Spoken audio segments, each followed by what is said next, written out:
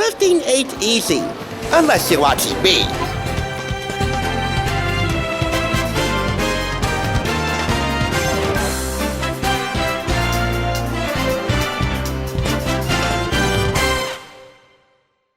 One, 4, 3. I love you.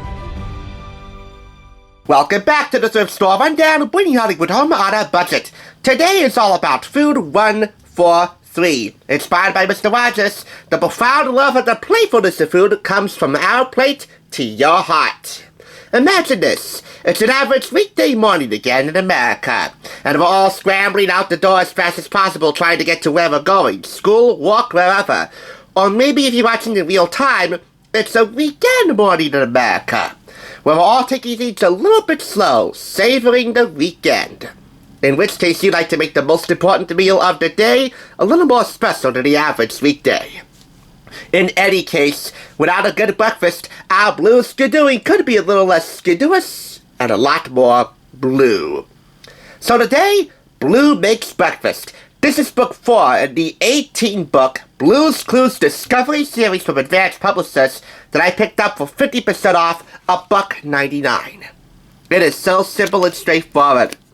So, let's just go ahead and highlight the whole darn thing, right? This is written by K. Emily Hunter. We're gathered at Blue's house with Steve for a cooking lesson with Mr. Salt and Mr. Pepper. Blue wants to make something, but we need to find 3 paw prints, 3 clues to figure out what she wants to make. First up, cereal with fruit, for which we need cereal, fruit obviously, blueberries in this case, and milk, because without milk, cereal is just misshapen dry wheat. Anyway, while we're making cereal with milk, we find the first of 3 clues on a mixing bowl. While we look for the next couple of clues, we move on to make bagels with jam and other delicious spreads, like butter, cream cheese, and peanut butter.